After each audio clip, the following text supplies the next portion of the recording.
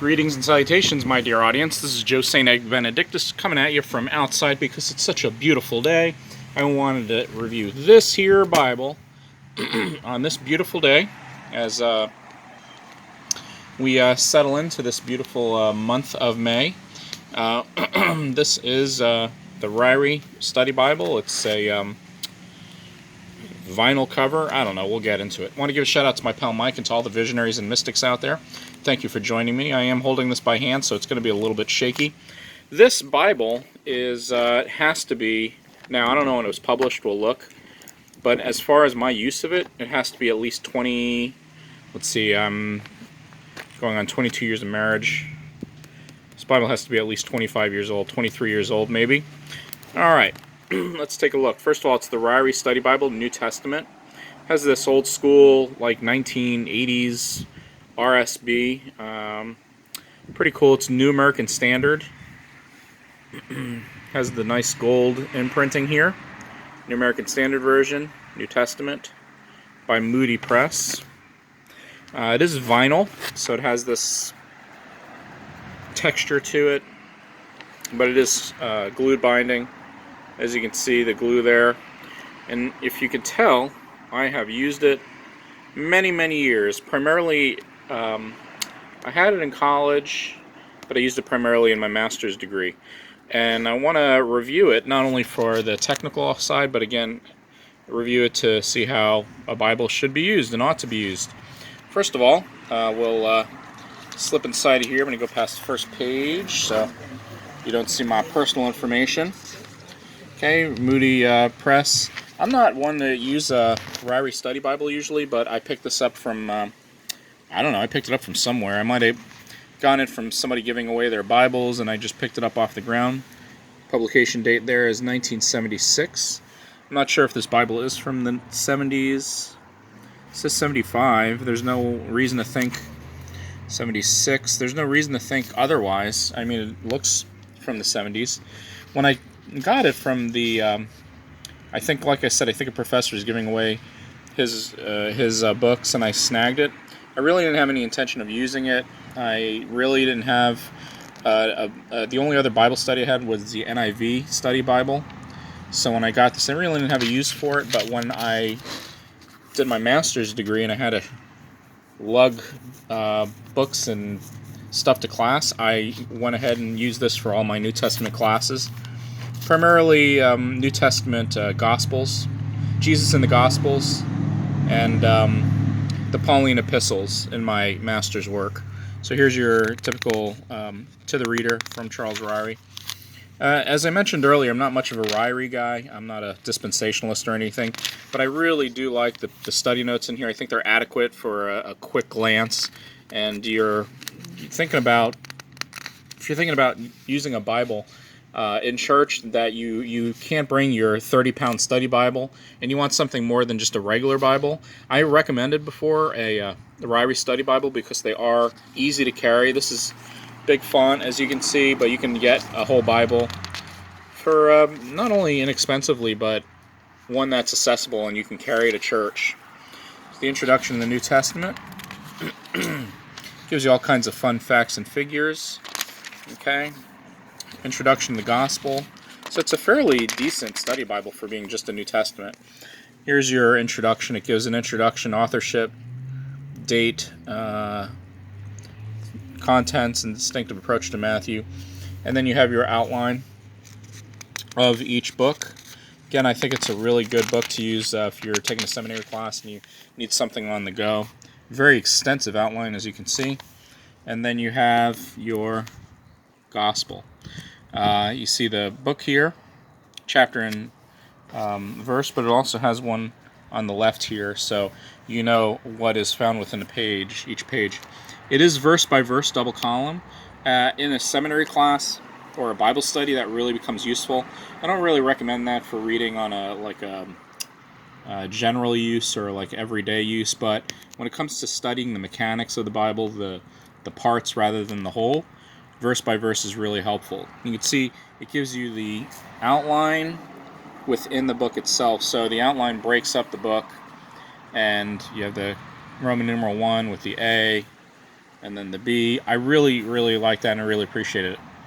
The references are on the side, pretty good references. I also have my own notes, of course, and then your study notes here. The study notes, like I said, served me really well.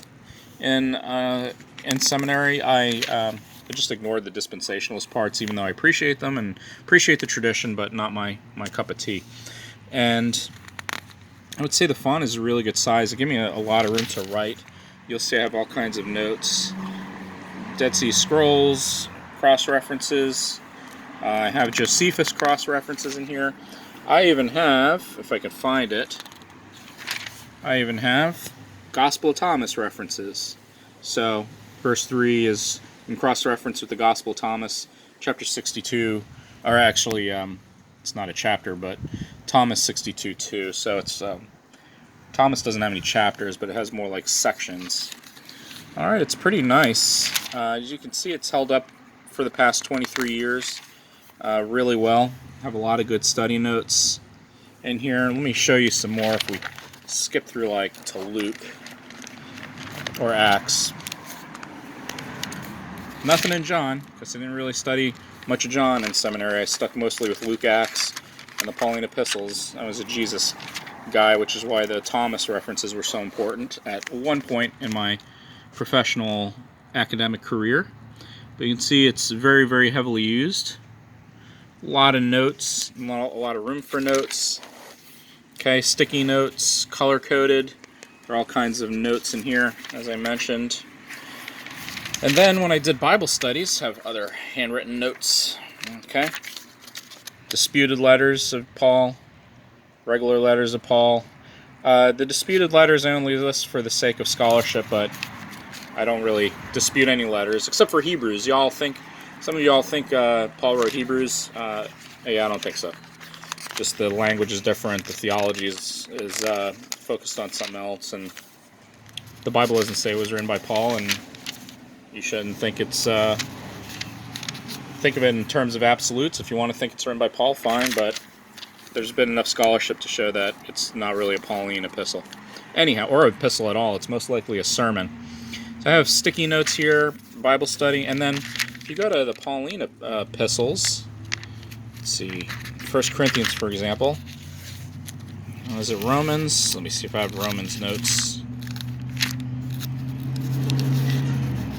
Sorry for all the road noise. Like I said, it's a beautiful day, and rather review a Bible outside. Oh, here we go.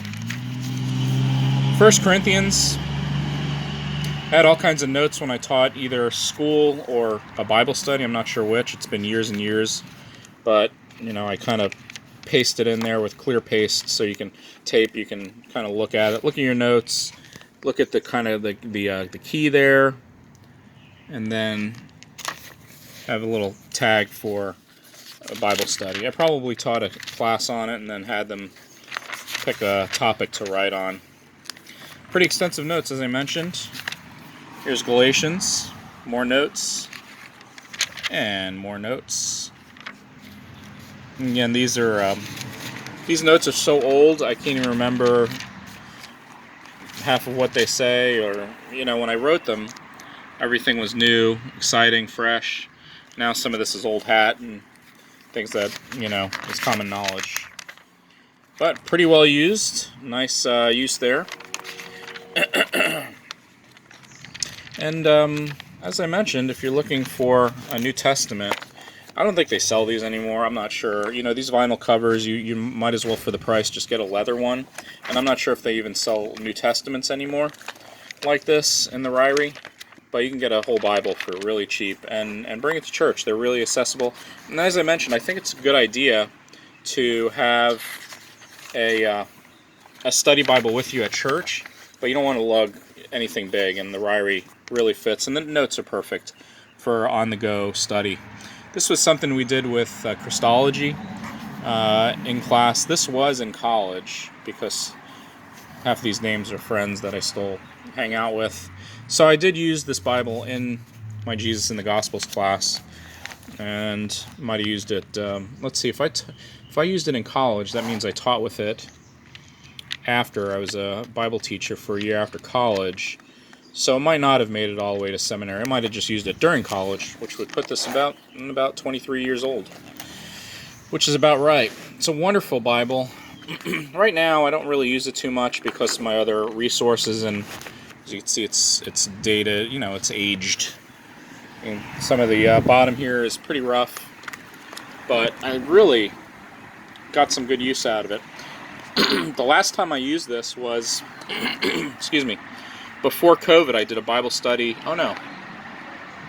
I think I did a Bible study in Revelation, yeah, before COVID at church, and I used it for Revelation, and I did that because of the verse. This is the only Bible I have that's verse by verse, and Revelation is really good to study with your church, verse by verse. It's just, like I said, it breaks things down in the parts. If you want to look at the whole rather than the parts, I wouldn't recommend verse by verse. But for On the Go ministry, this Bible has served me well. It's very dear and close to my heart because it's been me through all my degrees, and I just really love it. It means a lot to me, and I find a lot of... I look through it every once in a while just to look through it and just recall my love for God's Word. Paul says, I believe it's in... I think it's in Ephesians, rekindle the gift of God that is within you. And sometimes I need to rekindle that enthusiasm I have for God's Word when things get either routine or laborious at church. And I hope that you'll rekindle the gift of God that is within you. Thank you for joining me. Have a wonderful day, and I'll talk to you later. It's a tree!